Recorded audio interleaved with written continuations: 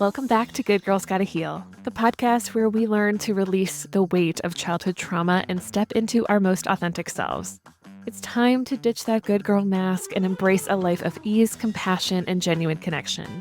Join me, Megan Walsh, holistic trauma therapist, and let's embark on a journey of healing and self-discovery together. Let's dive in. Welcome back, everybody, to another episode of Good Girls Gotta Heal. I am Megan, your host, and we are back this week with another fantastic guest who I am so excited to talk to. We've already actually, in a few minutes that we have chatted before hitting record, we've already talked about so much, and I'm so excited for what this conversation is going to become. And I am here with Monica Rodgers. Monica, I'm just going to read your bio. Sure. To let everybody know who you are. So Monica Rodgers, she is a coach, podcaster, and creative guide who empowers women to break free from limiting beliefs and reclaim their authenticity. We love that. We love that narrative arc. Through storytelling, spiritual practice, and intentional creativity, she helps women awaken their inner truth, embrace self-love, and lead with purpose. Former PR executive and entrepreneur, Monica now dedicates her life to creating spaces where women can be seen, heard, and fulfilled. Welcome, Monica. So happy to have you here. Thanks, Megan. And I just love the title of your podcast. Thank you. Because it has a double meaning, right? It's just like, it's so good. Yeah. Thank you. Thank you so much. Because, and as we discussed, right, both Midwesterners. So I feel like synonymous with Midwesterner is, right, the good girl. It's so true. Even though right? it's pervasive everywhere. Yes, everywhere. It's almost like the OG especially was the Midwest, you know, the original good girl. Uh-huh. So true. It is so true. And so, I would love, reading your bio, you have such a powerful story and already that, and we haven't even heard the details of it, but I love that clearly your story comes with so many shifts, right? So many moments of growth and evolution. And I'm sure embracing your authenticity, embracing your truth, and we know how hard that is for good girls who are conditioned to do the right thing. And keep on going, right? Keep on trucking, push it down, keep going. And it's so hard to say, actually, no, I want to stop and I want to do something that feels more aligned for me. And so I would love for everybody to really get to know more of your story. If you could kind of let us know, just generally, how your path has taken you to this moment here today. Oh my gosh. Okay. So I think the best place to start, Megan, is just, I told you I was raised outside of Detroit in Grosse Pointe, Michigan. And I was raised in a very Roman Catholic home, and I wasn't given my own spiritual autonomy. And so I kind of went through all of the motions that I was supposed to go through. And that's where a lot of the programming originated for me, because that's where all of the good girl programming, all of the religious hypocrisy and do's and don'ts, and it was thick, right? It was really, really thick. And I remember even as a young girl, maybe even as young as 6 or 7, standing in church and listening to the priest talk about the story of Adam and Eve, which is the OG programming for so many women as it relates to religious doctrine. And even if you grew up outside of religion, you still are affected and impacted by the story of Adam and Eve, because all of those stories are like death by 1,000 tiny paper cuts. They're all meant to kind of have women suppress our true voice, suppress our shininess, suppress our magic, suppress our magnificence, suppress our paradoxical ways of being. Because women, we get to be all of it. And human beings, we get to be all of it. We can be messy and magnificent. We can be all of these things. And so growing up, like most of us, I wasn't given permission to be true to who I was. I wasn't encouraged to ask questions. I was just encouraged to have faith. I was encouraged to just follow, the leader type of thing, and not lead my own life.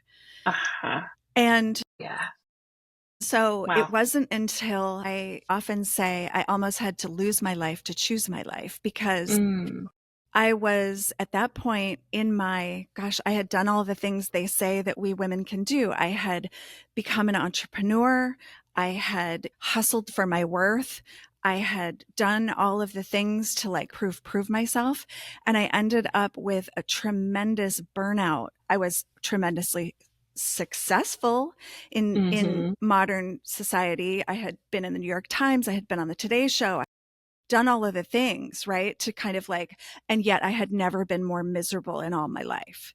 And it was also, I realized that that programming impacted everything. It impacted who I ended up marrying. It Sure. impacted, right? And so when all of that had to unravel, I went through what I now understand is a spiritual dark night of the soul. And even that is not normalized in our society, even in a religious context. So here I was in my just completely overwhelmed, burnt out, depressed. I had two small children. I was pretending not to know that my marriage wasn't working out, and it was just like, honestly, it was one of those like Ooh. universal two by four Uh-huh. experiences. Yes. Well, like I can feel even, just putting myself into that, like feeling it in my body. Whoa, right? How overwhelming. It How was overwhelming. overwhelming. It was And I overwhelming. and I imagine at that time there was probably a part of you that just wanted to like push the knowing down, push it down and just keep on going, pretending like everything's okay, right? It's like the good girl Hmm. code. Let's just pretend it's fine, That's right? right. Just do the right thing, do the thing you're supposed to do. But wow. And I'm so curious, what was the first step that you took in that authentic next step? And that Well, brave next step, I'm sure.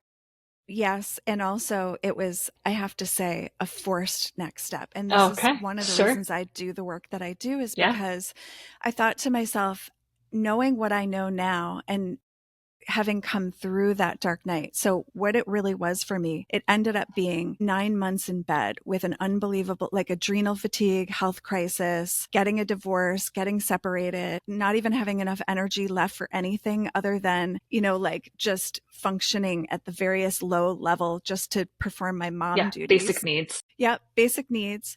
And really coming back with this understanding of like, oh my gosh, like I don't want it to ever have to get that bad for another woman where she's basically bedridden. And that's why I say, like, at the time I had suicidal ideation, I Yeah, truly believed my life was over instead of thinking or knowing that it was normal to go through an ego death. That's actually a spiritual awakening yeah, instead yeah. of like the worst possible thing that could ever happen, right? Because it's Uh-huh. so intensely uncomfortable. Uh-huh. Yeah. So that's when I started really recognizing, and what I coined the term, the trance of unworthiness. I realized I had been in the trance of unworthiness my whole life. And honestly, the first step that I started taking was my taking care of my physical body for the first time than I had just always overridden what my body had told me. Yep. And I had always overridden the voice of intuition, but there came a time where there was no more distractions. I was in bed every day. And so I was, in a way, it was a training ground to start listening to that Yeah. higher Yeah. intelligence that was telling me what I needed to do. And the first thing it was telling me that I needed to do was take care of this physical vessel. And really, in ways that seemed so simple, yet they were so profound, like actually eating nourishing food, doing what I had the energy for when Mm-hmm. I finally did get out of the bed, not Right. betraying myself, not abandoning myself over and over again, not doing what I call the 4 Ps: pretty, pleasing, polite, and performative, Mm-hmm. right? Yep. So it's like, and it's so hardwired in. So for the Mm-hmm. longest time, I just had to like start telling on myself, because I would notice Yes. myself like putting on the show. And then I'd be Uh-huh. like, oh my gosh, like, I'm so sorry. I was saying yes when I really meant no. I was saying no when I really meant yes. So it was Mm-hmm. like this whole rewiring of not only my nervous system, but my way of being, my way of showing up in the world. It was Wow. literally Wow. like starting Yeah. over. Oh, for sure. And I'm so curious in that time, right, as you were like awakening to all of this and really starting to tune in and listen and make those shifts, did you have support? Did you have support helping you walk through that? So at the time, I didn't have what I would call like a community of support, because, Mm-hmm. of course, divorce is often contagious. People think that. And it was a very isolating time. In my Yeah. family, we don't divorce, you just stick it Huh. Oh out. yeah. Irish Catholic. No way. Yep. So Mm-hmm. I was taboo all over the place. And I felt like the tribal code in our society was very much, Mm-hmm. like there are do's and don'ts, even though they're not spoken. And so I had broken those tribal codes and now I was very isolated. But it was interesting, Megan, the spiritual side of it had never made sense to me until I went through this. Yeah. And instead of praying the way I had been taught to pray, like before bed Yeah. each night, and Right. Right. the very rehearsed Yep. prayers that mean nothing to you, Yep. instead, those prayers started to come from an entirely different place. And instead of, I think I was doing parts work before I even knew that parts work was a Yeah. thing. Which thing? But I Right. was definitely in that bed. I was going back to places in my life where I had abandoned myself. And I was also having a lot of dreams were coming back into Yeah. my awareness, Yeah. and where I could actually remember them. Because when we're so burnt out and we're so tired, we don't even get that restorative sleep. So here I was kind of forced, like to Mm-hmm. slow down, to lay down, to underfunction for the first time in my life. And that's when I started realizing, like, this higher voice, this intuition, this is actually, some people might call it their spirit guides. Some people might call Mm-hmm. it source. Some people might call it Sure. goddess, whatever you want to call this voice, this intuition. It's there as the soul's voice. It's there to Yeah. guide It's you. us home. Right. Yeah. When we've Right. lost our way. And Totally. I Wow. don't think we have to lose our way, but unfortunately a lot of people do. For sure. Yeah. Right. And it's part of it, right? It's like part of that hero's journey, right? We have to have that Yeah. moment where we do lose our way and we feel lost in order to, because that is the moment where we do wake up to the voice, right? Of like, who really am I? What do I really want? What do I really need? And Yeah. it's the thing that helps us tune into it.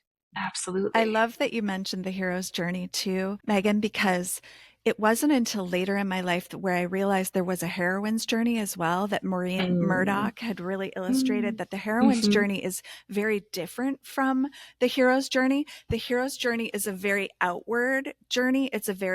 And the heroine's journey is a very inward journey. Inward. Oh, And so again, like, wow, normalizing that and understanding that I was swimming in the water of a patriarchal structure that I didn't even realize, right? Because it's the air we yeah. breathe. So Oh, it yeah. wasn't until I started seeing a bigger framework around, like, wait, why are so many women exhausted, oppressed, upset, like, Oh, yeah. just at their wits' end, right? At their wits' Right. end, over Yeah. functioning. Why are Oh, so many yeah. women like this? And then I started realizing it's by training, it's by design, and that the heroine's journey also is inclusive of the masculine. So it doesn't isolate or condemn the other, right? In fact, part of the heroine's journey is to find the feminine and love Mm. the feminine, which is the Hmm. first part that's cast out Yeah. in the story of Eve, right? Because we're taught Yeah. Right. that to be female is to be insufficient. To be female is It's to be shameful, to be right? Like, shameful. And so if you're brought up on that steady diet of negative breadcrumbs, you are really entranced to believe that you are unworthy. And so you're constant, and that shows up how we bond or don't with other women. yeah, It shows up in our totally. relationships with men because we end up feeling inferior and insufficient. Right. So for me too, it was, oh my gosh, like learning to love all of my parts and Hmm. recognize and balance that healthy masculine and feminine Hmm. energy. But first, I had to face my inner misogyny. I had to Hmm. face my so much of the toxicity that I had internalized from, this is how you get ahead. This is how the world works. Of course. Wow. Wow. And so I'm so curious, right? So many, all of these messages, right? These insights that you were waking up to. What happened kind of after that? I know you named it was about 9 months of kind of being in bed and really first really attuning to your body and nourishing your body. Tell me what happened from there. How did things shift for you?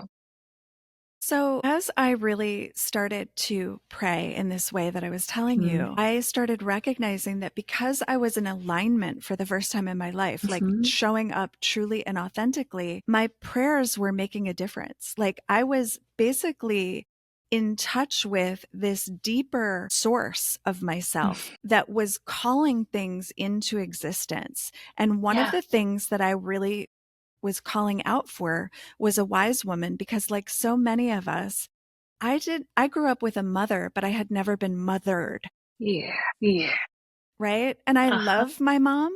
I love my mom with all my heart. And like so many of us who were not initiated into true mother or adulthood, the feminine archetypes, we're Right. often lacking that emotional maturity. And so Yes, we of can course. often look back at our mothers and realize that in my world, like what I call an uninitiated woman is like a wounded maiden, right? She's kind of like, she never kind of got to self-actualize and become who she really is, right?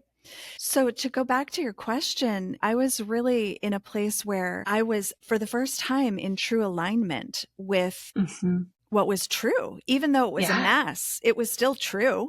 Right. Yeah. I had lost my Sure. business. I had lost my marriage. I still had my children, but it was like, so I started praying for a wise woman to come into my life. And I not only had one come into my life, but I had 3 come into my life. Wow. And so there were things that started happening that felt so magical, but I realize now that that's normal as long as you're in alignment, right? And so Right. everything that I had built up until that point where it was like, I say taken from me, and I'm glad, right? But it Sure. Yeah. was like I was building an empire on quicksand. It was never going to work. Yeah. It Right. was because it wasn't authentic. It wasn't true. It was built from this place of needing to prove myself and needing to perform my way to the top. Yeah. Right. Of Yeah. course. Yes. Wow. So Wow. from that place, I felt like I was in a co-creative partnership with life instead of forcing what needed to happen. So instead of leading my life from that place of like, I've achieve, I've got to compete. Instead, it was like watching for the subtle signs that were telling me which direction to Yeah. go. Yep. Yeah. And starting to really recognize that the right people were put in my path at the right time, Right. and starting to trust. And again, faith became a different word to me. It became a different concept to me. It was like, this is faith. Right. It was like starting to trust that I was trustworthy because I was starting to trust myself, and that life was trustworthy. Right. Yeah. That faith is self-trust, right? Yes. The trust in yourself that no matter where you go, none of it is going to be, you're not going to have that experience of everything being taken away. Yes. Because precisely you are in alignment, you are grounded, you are the driver, right? You're in the driver's seat of your life now. And right? if it gets taken away, it's more happening for me versus to me, where in the past it was like, why is this happening to me? You know, now I really understand and recognize that when another big shift comes, as it will, as it always does, that it's more like, oh, I can trust this. This too is trustworthy. Yeah. Totally. And I love how actually so much of this shift, and I always say this, that it's so much in your growth and your healing, it depends on the safe people, right? The safe people that you are around. And so I hear that those women, those wise women, were the safe people to give you this model, it sounds like, of attunement, right? That they could attune to you and help you guide you, help you to grow and evolve and shift in ways that perhaps your mother had not been able to grow to. That's right. Right. Yeah. And you needed that model to actually allow your soul, yourself to grow. Yeah. Yeah, we all do. And so really, really recognizing that, I wanted to really come back to life as a mentor to other women. And also kind of like I consider myself a guide through the underworld, because I believe so many women are having an underworld experience, but they don't know that they are having an underworld experience. So instead they think they're crazy or depressed and need to go on medication. And some women do, and that's okay. But I think most women are having spiritual awakenings, or they're having, a life shift that's happening for them, and they might not recognize those signs, or have a wise woman in their life to kind of say, like, this is normal.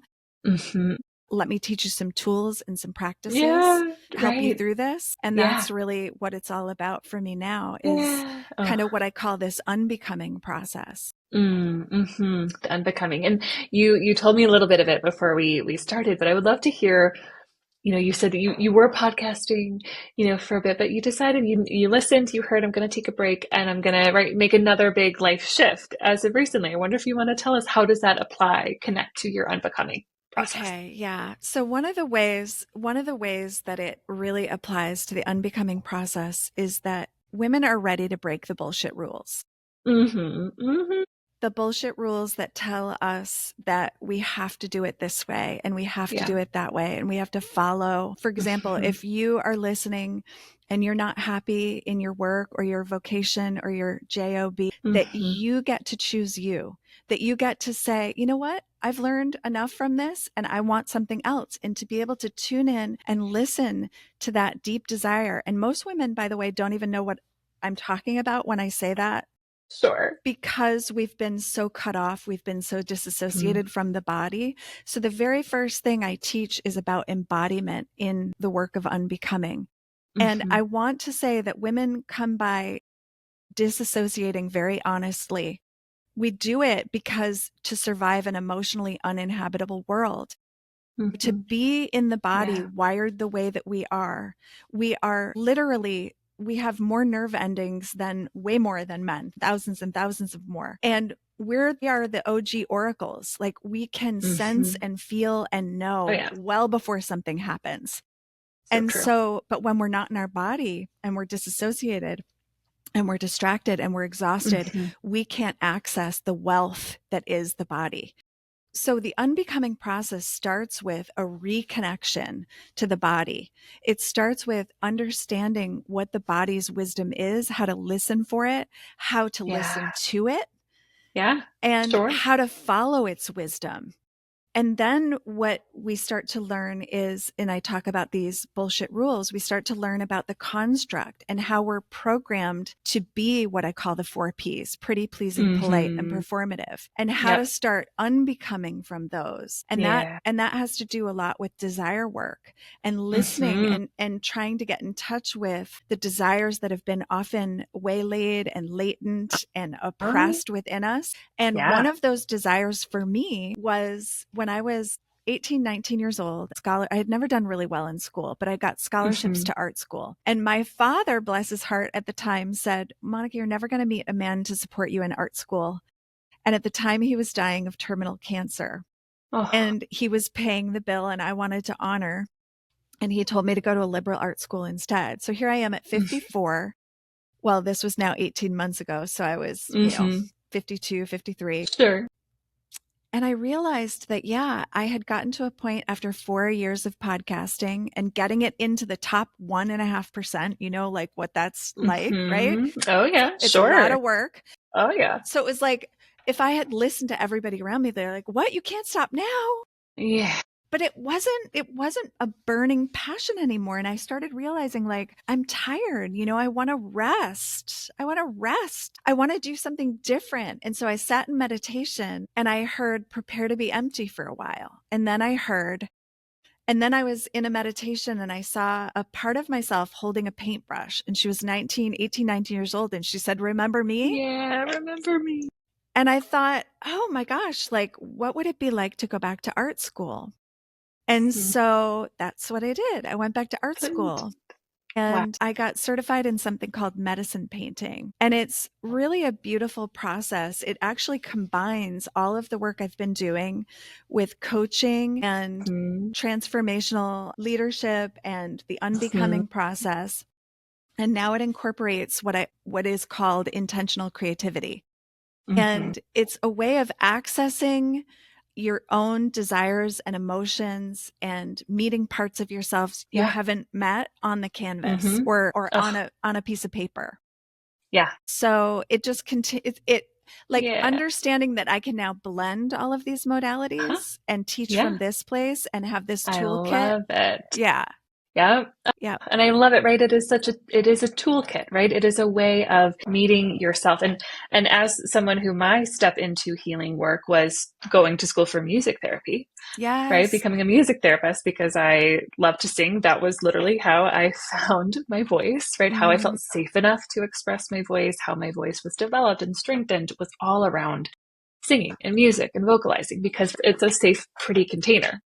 It's yes. really digestible. And so no wonder that was the first way I stepped into it. But then recognizing that, wow, let's look at all the songs I've been writing and how I was able to process Wow. a whole lot of emotions inside of that music that even at the time I didn't understand what I was doing. I thought I was making things up. But then I go back and I'm like, oh, sweet girl, you were processing a lot of emotional stuff in those songs, but how for many people we can't go like, right, just like we talk about the body, we can't go straight to the words, we can't go straight to like, this is what happened. We actually have to find those safe routes in. And number one, of course, you know, we talk so much on this podcast about the body being so important, right? That is Yeah. where we have all the knowing and the wisdom. And then I love using creative tools because the creative tools, it so helps us to access our inner child. I'm not surprised in the meditation, right? You saw the 18-year-old you with the paintbrush and how you had to honor her Mm, because her need for art school was still there. it was still And there. how beautiful that you did not dismiss it. You did not say it's too late. I love that you stepped into it and fulfilled it. And then now here you go, right? Taking space from the podcast, taking time away actually allowed for you to grow and evolve in the way that you're meant to. Right. Because Yeah. whenever something feels forced, we know that, oof, okay, actually it is time to take a little space. And that's okay. It's Right? That okay. is totally okay. And the fear gets to be here too, right? It's just Yeah, for about sure. inviting Oh, all of those parts to the table and yep. just hearing all parts and Hmm. really, again, like going back to what you said, is just having that toolbox to be able to really understand, like, this is normal. You know, these fears Hmm. are normal. These stuck places are normal. Oh, yeah. Wanting and daring to desire is normal and so healthy, Yeah, right?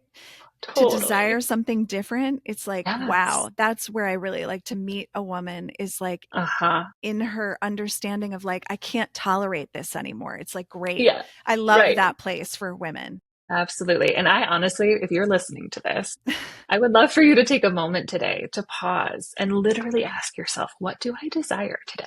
Mhm. What is it today? And I say today because it can shift. It can be something different tomorrow. It can be something new in a week. It probably looks different than it was a year ago. But like, what do you desire today? And Yeah, how can you journal on that and be with that?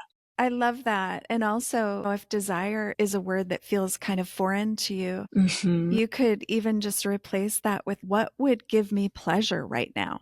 Hmm. Right? Because Hmm. I think that's the other thing we've been taught to suppress, or to Hmm. think Oh, it's yeah. bad or wrong or selfish. Yep. And Hmm. so it's like, even if it's as simple as just going and taking a nap, it's like, and approving of Right. it, approving of yourself doing the thing that you want to do instead of being in a constant Definitely. state of disapproval. Yes. Yeah. Yes. Yeah. Oh, and you know, it's so interesting thinking of the word, right? Desire and pleasure, and actually how those words are sexualized and what Hmm. that means for, right, for the good girl and who has been told, right, to do not be Eve, right? Like be more of a Mary and be a virgin and all of these things and how much shame is associated. And I I think there is know. so much in the unbecoming there too, around like, right, desire and pleasure in no matter what form, right? Whether it Yeah. is, you know, just in any form Yeah. are that you deserve to be able to step into it and claim it in whatever way it plays out for you. Oh my gosh, and Megan, I just want to say that I had the whole Mother Mary, like, you know, and I just want Yeah. to say I have come to understand that Mother Mary is a badass. She's a badass, and she's not at all what we've been taught. Uh-huh. Yeah. So there's just so much to unpack and so much to unlearn. Hmm. And that's Hmm. what I really celebrate, is this unlearning, unbecoming process for women. It's like Yeah. breaking those bullshit rules and starting to break free from the conditioning is what it's all Hmm. about. Yep. It's like there's Absolutely. so much life once you kind of start Yeah. swimming outside of the Uh-huh. container. Yeah. Oh, for sure. For sure. And I'm so curious too, like, because I know that in this work, right, in this unbecoming work, in this healing work, right, in this reclaiming your authentic self work, Yeah. that all of the conditions, we don't necessarily eliminate them from our consciousness. And I'm so curious, like, what is your practice around navigating, right? Navigating the conditions that might pop up for you. How does Yeah. that look on a day to day? So my biggest tool is one of self-approval. So for example, Mm-hmm. and really going where the warmth is. So for me, it's Mm-hmm. always like before I say yes, I actually Mm-hmm. pause or I'll say, you know what, give me 24 hours and I'll get back to you. I'm also a Yeah, generator in human design. I don't know if you like human me design too. at all, I do. but I'm also. it's taught me to honor my Mhm. response to things Yeah. because the good girl wants to say yes right away. So giving myself time and space is also giving myself grace. Mm-hmm. And when I do that, I'm really able to like discern Yeah. what do I Yeah. really want to do? And then I love saying no. Like Mm-hmm. no is Yeah. one of my favorite words and Yeah. without an explanation, like I know that I don't Mm-hmm. have to defend my no, Right. right? That Right. it's a full Oh. sentence that I can just be like, "You know Mm-hmm. what? It's a no for me. Thanks for Yeah. asking." That's it. Yep. Mm-hmm. But there's also like a part of me that wants to tell our listeners like there's so much that comes up around obligation and Mm-hmm. doing things from this programming, like doing it from a place of guilt or doing it from a place of shame. And I wrote myself a Bill of Rights and I encourage everybody to do the same. In Yes. fact, if you want a model for it, you can go to my website because I have it as a free Great. gift. It's I love called it. the Women's Bill of Rights. Huh? And in it, it's like, I have the right to say no. I have the right to Mm-hmm. safe places. I have the right to failing multiple times and Yeah. still choosing myself. Yeah. And Yeah.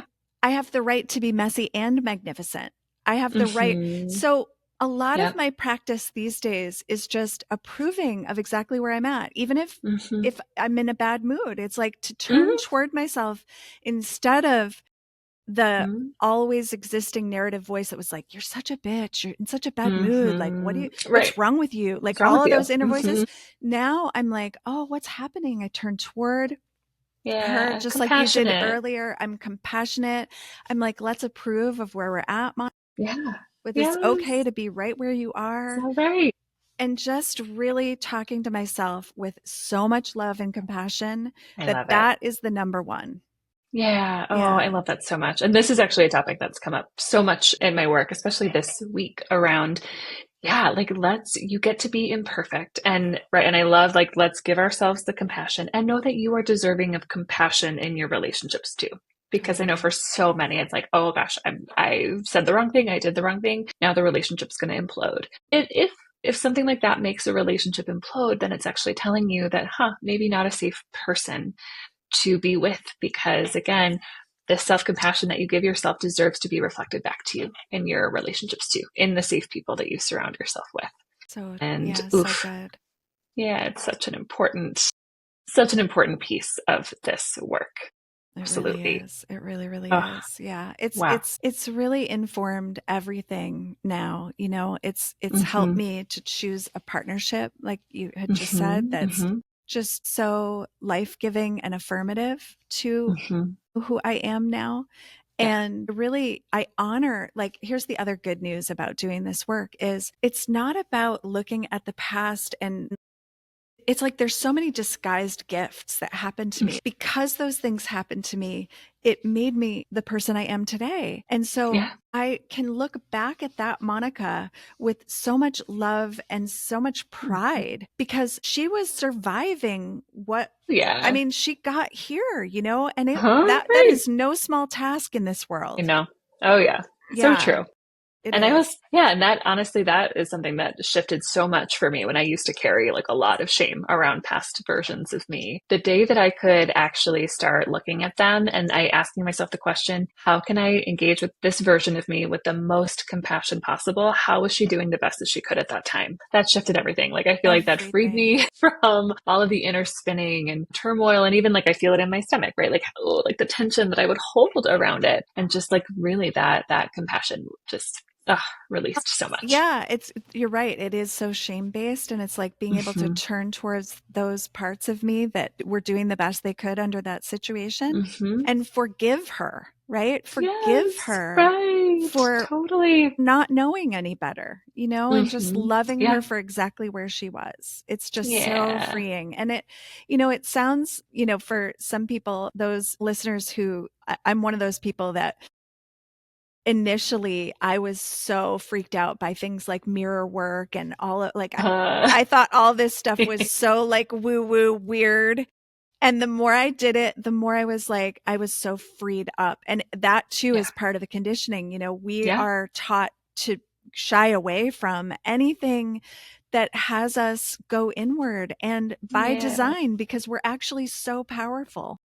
We are so powerful. And this is right. This is the reparenting process that I talk about all the time in inner child work. It's Yeah. really, it's giving ourselves literally the mirror that emotionally we're to develop a healthy emotional sense of self that we're supposed to get growing up from, and so many of us, I'm sure every single person listening can relate to a parent who couldn't give that, right? Who couldn't give that to us, who couldn't be that mirror that reflected this inherent self-worth, right? These beliefs that we are good, right? We are accepted and loved just as we are, deserving, yes, powerful, empowered, all of it.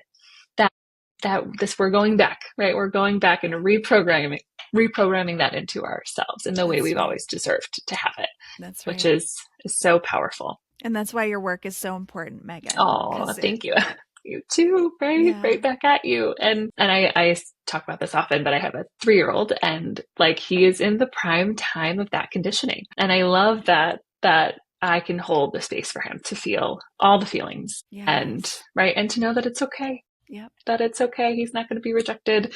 I might have to do some of my own nervous system regulation during tantrums or when I'm holding a boundary, but none of that, right? And all of that, it's never taken away, right? His sense of inherent goodness and his sense of self-worth, I have which to is, say, Megan, too, like that was when I started really realizing all of the programming was watching how uh, it was almost like how I started parenting my own kids. I was like, wait, no, I don't want to repeat this, right? These oh generational yeah. patterns. So Uh-huh. that was really started me on a huge journey, right? Is Mm-hmm. really recognizing my children as these autonomous, brilliant little beings. And I Yes. didn't Uh-huh. want to like stuff their spirit down. I For didn't want sure. to Yeah.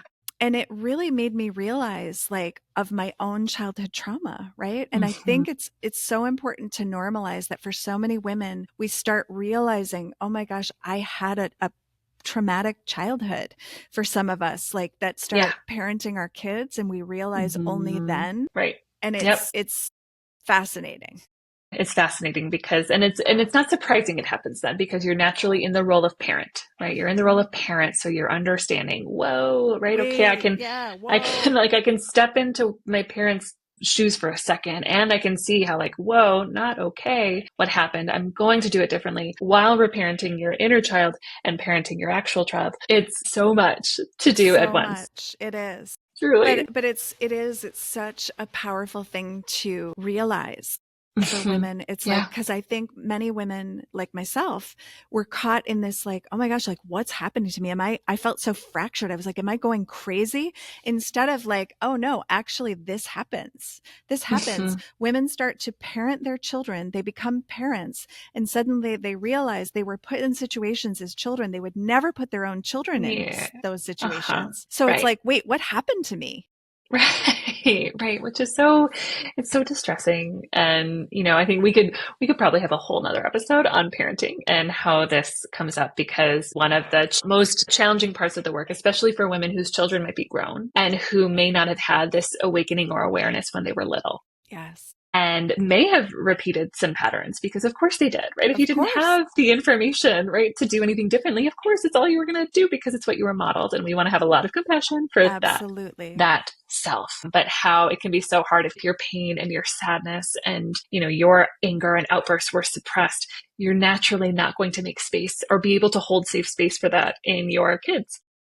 And Absolutely. how, it's such a such a delicate balance of being able to tend to your inner child who might get really triggered by that or feel really afraid or, have a hard time being in connection with your child when they are, expressing pain, sadness, anger, even especially towards you. Of Yes, meaning, yes.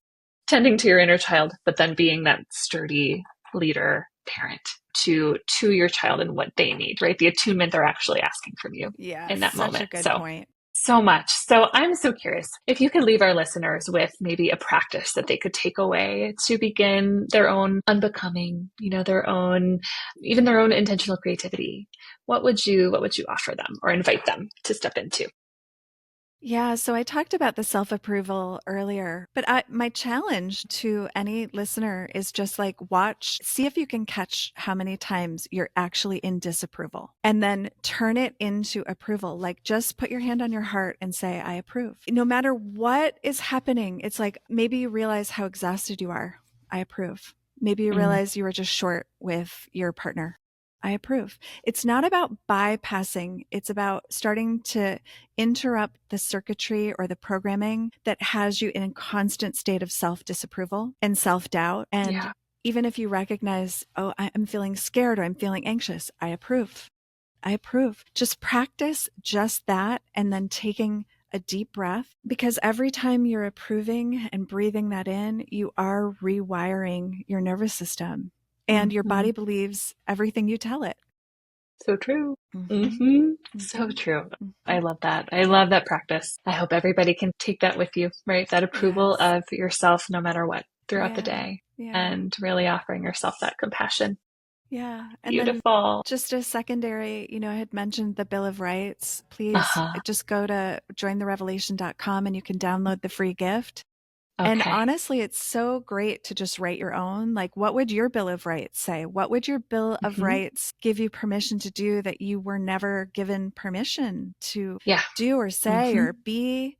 And then, like, literally put it up somewhere where you can see it every day. And it will fill you with self approval. It really will. Mm. And Oh, permission. okay. I love that. Yeah. We will absolutely link to that so that everybody can find it easily. And please share more of what you offer too, so that our audience knows. Yeah, so I offer one-on-one coaching as small group coaching. In fact, I think I'm going to be doing another round of Unbecoming starting in January. Love it. So if you're Great. interested, just contact me. You can direct message me. You can follow me on Instagram at Revelation Woman. And one-on-one sessions, really, I just meet the client where they are and we Yeah. just kind of decide from there, like what sounds best, what feels best. Love it. Part of that might include some intentional creativity. So if there are some women Hmm. out there that are really almost like, I know I want, like, I have this burning desire to be creative, but I don't even know where to start. Those people, like, call me. I'm your girl. Love it. I love Yes. it. That's so wonderful. Thank you for Yeah. offering such beautiful ways for others to connect with you and to step into this work. It's so Absolutely. powerful. Thank you for this. It's been such Of a beautiful course, conversation. it has. Thank you so much for being here. We will have to have you back. Great. So thank you so much, Monica. Thanks, Megan. Bye, everybody. Thank you so much for listening to another episode of Good Girls Gotta Heal. I am so grateful to have you in this community. Be sure to subscribe, rate, and review. That helps us out greatly. And we'll see you next time.